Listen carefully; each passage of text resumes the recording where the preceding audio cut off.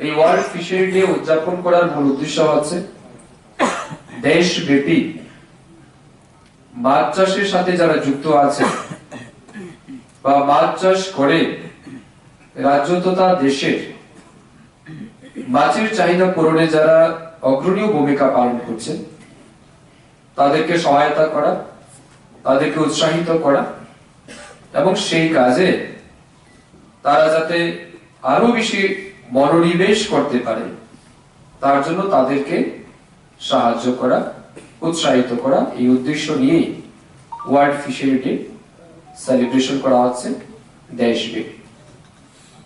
আমরা কিছুদিন আগে ন্যাশনাল ফিশ ফার্মার্স ডেও সেলিব্রেট করেছি। এটাও একটা গুরুত্বপূর্ণ প্রোগ্রাম। তো এই প্রোগ্রাম আজকে যারা এখানে উপস্থিত হয়েছে আমি সবাইকে হৃদয় থেকে ধন্যবাদ জানাচ্ছি, কৃতজ্ঞতা জানাচ্ছি যে রাজ্যের বিভিন্ন জায়গা থেকে আপনারা এখানে এসে এই অনুষ্ঠানকে সার্থক করার জন্য সহযোগিতা করেছেন, তার জন্য আপনাদের প্রতি আমরা কৃতজ্ঞ। ফিশারি সেক্টর ত্রিপুরা রাজ্যে প্রাথমিক যে ইকোনমিক স্ট্রাকচারটা রয়েছে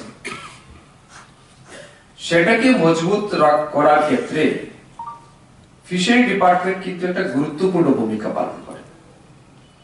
ইভেন আমাদের দেশে মূল যেটা জিএসডিপি রয়েছে সেই জিএসডিপির প্রায় 20 থেকে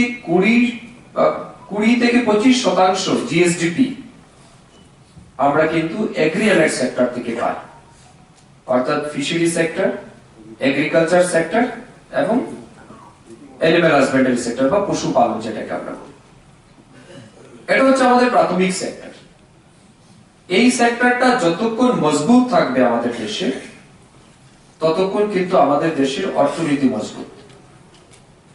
আপনারা দেখেছেন করোনা মহামারী যখন পুরো বিশ্বকে গ্রাস করেছিল, পুরো বিশ্ব যখন করোনা মহামারীতে বিপদগ্রস্ত হয়ে পড়েছিল, দিশাহীন হয়ে পড়েছিল, ঠিক সেই সময় কিন্তু আমাদের দেশ ভারতবর্ষ মাননীয় প্রধানমন্ত্রী নরেন্দ্র মোদীজির নেতৃত্বে ভারতবর্ষের মানুষকে যেমন করোনা মহামারী থেকে মুক্ত করেছে, ঠিক তেমনি বিশ্বের বিভিন্ন দেশকেও কিন্তু সহায়তা করেছে।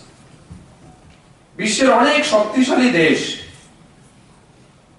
করোনা মহামারীর সময় যখন তারা মেডিকেল ফ্যাসিলিটি দিতে পারেনি বা করোনার যে ভয়াবহতা ছিল সেটা থেকে পরিত্রাণ করার জন্য ভ্যাকসিন হোক বা অন্যান্য ইকুইপমেন্ট হোক সেটা দিতে তারা যখন ব্যর্থ হয়েছিল, ঠিক সেই সময় আমাদের দেশের মাননীয় প্রধানমন্ত্রীজির নেতৃত্বে আমাদের দেশের বিজ্ঞানীরা ভ্যাকসিন আবিষ্কার করেছে, বিভিন্ন ইকুইপমেন্ট তারা তৈরি করেছে এবং দেশের মানুষকে বিনামূল্যে ডাবল ডোজ ভ্যাকসিন আমরা দিয়েছি। সমস্ত সাব ডিভিশন এলাকায় ডিস্ট্রিক্ট লেভেলে ইমিডিয়েটলি আমরা কোভিড কেয়ার সেন্টার নির্মাণ করেছি, অক্সিজেন প্লান্ট, অনেক কিছু আমরা করেছি। এর বাইরে অতিরিক্ত ভারতবর্ষের মানুষকে প্রায় 80 কোটি মানুষকে বিনামূল্যে আমরা খাবার দিতে পেরেছি। এখন আপনাদের প্রশ্ন হবে ওয়ার্ল্ড ফিশারি ডে এর সাথে করোনার কি রিলেটেড? আমি কেন এই কথাটা বলছি, এই কথাটা বলার মূল উদ্দেশ্য হচ্ছে এটাই, আমাদের দেশের সরকার বা প্রধানমন্ত্রীজি কি করে 80 কোটি মানুষকে খাদ্য দিতে পেরেছে বিনামূল্যে? কারণ আমাদের যে প্রাথমিক সেক্টর, যে বললাম এগ্রি অ্যালাইড সেক্টর, এটা আমাদের দেশে মজবুত।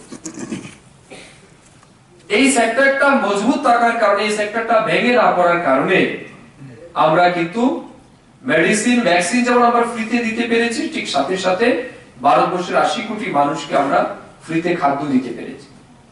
আজও সেই স্কিম চলছে। এটার মূল উদ্দেশ্য হচ্ছে আমাদের যে agri allied sector, fishery sector, পশুপালন দপ্তর, এগ্রিকালচার সেক্টর, এটা মজবুত ছিল এবং দেশের মানুষ যথেষ্ট মনোযোগ সহকারে এই সেক্টরটাকে ধরে রেখেছে। তাই আজকের দিনেও